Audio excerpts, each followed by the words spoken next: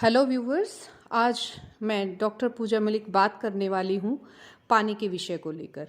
क्योंकि हम पानी पीने में बहुत सारी गलतियाँ करते हैं और ये जो गलतियाँ हैं, कौन कौन सी गलतियाँ हम कर रहे हैं, उसी के विषय में हम बात करने जा रहे हैं।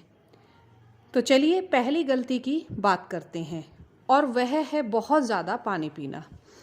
अक्सर आपने लोगों से सुना होगा कि बहुत ज़्यादा मात्रा में हमें पानी पीना चाहिए। क्या यह संभव है? हाँ, हो सकता है कि खासकर जब आप स्वयं पर दबाव डालकर बहुत सारा पानी पीते हैं, खासकर इलेक्ट्रोलाइट्स के बिना, जो इस अतिरिक्त पानी को संभालने में आपकी सहायता करते हैं। मैं जानती हूँ कि आपका सामना बहुत सारे गुरुओं से हुआ होगा जो बोलते हैं कि बहुत ज़्यादा मात्रा में पानी पीते रहना चाहिए। ये सबसे महत्वपूर्ण है, आपको यही बताया गया होगा और इसके विषय में बहुत कुछ अच्छा खासा आपको सुनने को मिला होगा। वे आपको बताते होंगे कि आपको प्रतिदिन कम से कम 4 से 5 लीटर या 3 से 4 लीटर पानी पीना चाहिए। 3 से 4 लीटर पानी पीना तो ठीक है, लेकिन क्या आप एक्सरसाइज कर रहे हैं? क्या आप बॉडी में से स्वेट बहा रहे हैं? क्या आप इलेक्ट्रोलाइट्स ले रहे हैं? क्या आप पर्याप्त मात्रा में सॉल्ट यानी कि समुद्री नमक ले रहे हैं? जब आप बहुत ज़्यादा पानी पीते हैं तब होता यह है कि आपके शरीर से इलेक्ट्रोलाइट्स कम होने लगते हैं। विशेष रूप से हम बात करें नमक की, और आपके शरीर में हाइपोएट्रीमिया नामक स्थिति पैदा हो जाती है। हाइपोएट्रीमिया में क्या हो जाता है? हाइपोएट्रीमिया में जो ब्लड है उसके अंदर सोडियम का जो स्तर होता है वो गिरने लगता है और इसी को हम डिहाइड्रेशन का रूप कह सकते हैं। इसलिए ऐसा संभव है कि बहुत ज़्यादा पानी पीने से आप ऐसी स्थिति में पहुंच सकते हैं जहां आपके शरीर का पानी कम हो सकता है। और मैं ये कहना चाहूँगी कि मुझे पानी से कोई परेशानी नहीं है, आपको केवल सही मात्रा में पानी पीना है। मैं आशा करती हूँ कि आपको यह एहसास होगा कि आपको कब प्यास लगती है और आपको कब और कितना पानी पीना है। अगर हम इसके विपरीत देखें, यदि आपकी किडनी में स्टोन है, उस स्थिति में आपको कम से कम कई लीटर पानी पीना चाहिए, क्योंकि किडनी की पथरी तब विकसित होती है जब आपका यूरिन बहुत ज़्यादा गाढ़ा होता है। इसलिए यदि आप पर्याप्त मात्रा में पानी पी रहे हैं तो किडनी की पथरी होने का कोई सवाल ही पैदा नहीं होता है। और इसलिए क्या हम सभी को रोजाना 8 ग्लास पानी पीना चाहिए? यह बहुत सी बातों पर निर्भर करता है, जिनकी बात मैं आगे की वीडियो में आपको बताऊंगी। तो सबसे पहला बिंदु यह है कि आपको स्वयं पर बहुत ही ज़्यादा पानी पीने का दबाव नहीं डालना चाहिए। ये सबसे महत्वपूर्ण बात है कि बिल्कुल भी आपको प्रेशराइज नहीं करना चाहिए। यदि आपको प्यास नहीं लगी है तो प्रेशर में आकर आपको पानी नहीं पीना चाहिए। अब मैं बात करती हूँ दूसरे बिंदु की। बहुत बार हम क्या करते हैं, जब प्यास लगी होती है तो बहुत तेज़ी से पानी पीते हैं। तो हमें बहुत तेज़ी से पानी नहीं पीना चाहिए। यह बहुत बड़ा विषय नहीं है, लेकिन जब आप बहुत तेज़ी से पानी पीते हैं तो आपके रक्त में मौजूद जो सोडियम के पास ऐसा मौका होता ही नहीं कि वह इस पानी को संतुलित कर पाए। और कोशिकाओं के भीतर और बाहर के जो तरल को संतुलन करना भी सोडियम का ही काम होता है।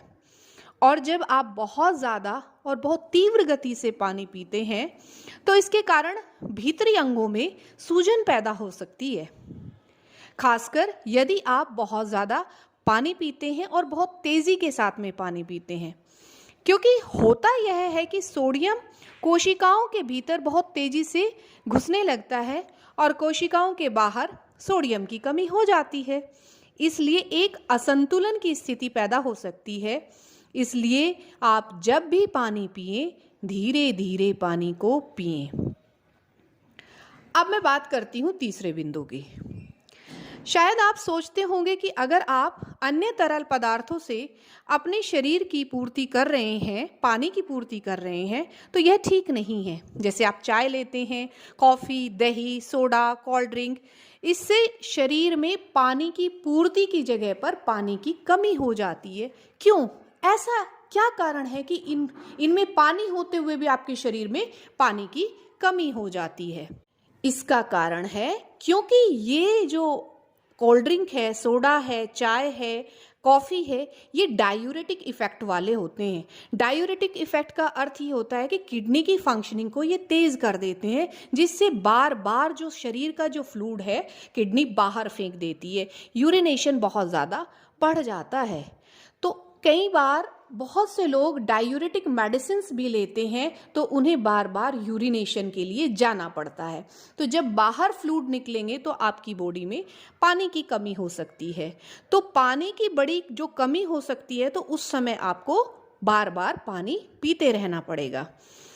हमें यह भी देखना चाहिए कि हमारे चारों तरफ का वातावरण कैसा है। अगर वातावरण गर्म है तो हमारी जो त्वचा है उससे पानी पसीने के रूप में बाहर निकलता है, तो इससे भी हमारी बॉडी के अंदर जो लिक्विड्स हैं, फ्लूइड्स हैं, वो बहुत तेजी से कम होते हैं। तो उस समय भी हमें पानी का विशेष ध्यान रखना चाहिए। अब मैं बात करती हूँ बिंदु 4 की। खाना खाते समय या खाना खाने से पहले हमें पानी नहीं पीना चाहिए।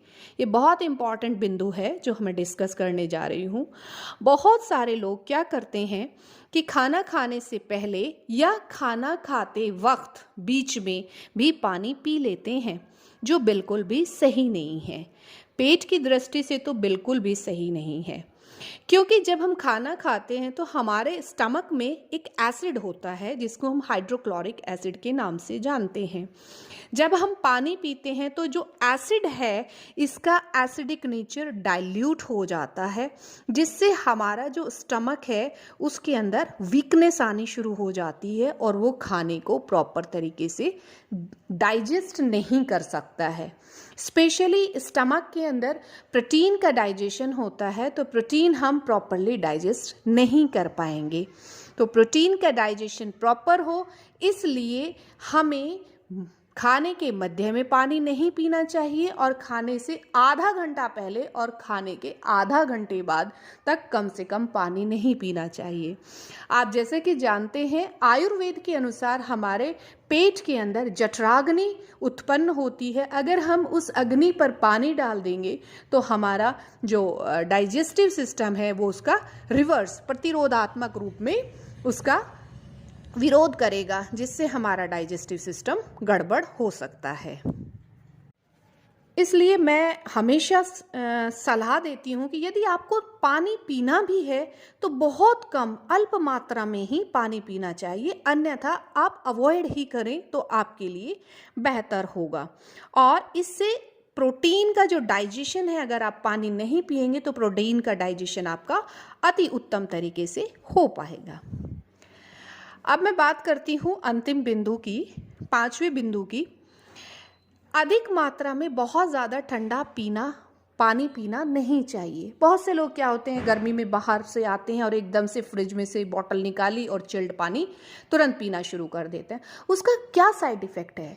जब आप तुरंत बाहर से आकर ठंडा चिल्ड पानी पीते हैं तो हमारी बॉडी में एक नर्व होती है, बहुत इंपॉर्टेंट नर्व है जो डाइजेस्टिव सिस्टम में हमारा बहुत बड़ा रोल प्ले करती है, और उसका नाम है वेगस नर्व। अब ये जो वेगस नर्व है इसकी एक्टिविटी बाधित हो जाती है। तो बाधित होने से क्या होगा, जो आपके बॉडी के अंदर जो पाचन क्रिया है उसी को ये फिर से क्या करना शुरू कर देता है, कमज़ोर करना शुरू कर देता है। मान लीजिए कि खाने के बाद आपका पेट बहुत ज़्यादा फूलता है और आपको पाचन की बहुत ज़्यादा समस्या रहती है और बड़ी मात्रा में आप बर्फ़ का पानी पीते हैं, तो ऐसा करने से जो वेगस नर्व है वो सुस्त हो जाती है, जो आपकी पाचन क्रिया के लिए रिस्पॉन्सिबल है। तो आपको बाहर से आते ही एकदम चिल्ड पानी नहीं पीना चाहिए, उसकी जगह पर आप नॉर्मल सिंपल जो टेम्परेचर है उसी टेम्परेचर का पानी पिए, जिससे आपकी वेगस नर्व प्रभावित नहीं होगी। मुझे आशा है आपको मेरी ये वीडियो पसंद आई होगी और इसमें जो महत्वपूर्ण जानकारियाँ मैंने आपको दी हैं आप इनको फॉलो करेंगे और फॉलो करके आप स्वस्थ रहेंगे, खुश रहेंगे, मस्त रहेंगे। Have a nice day, great, bye bye.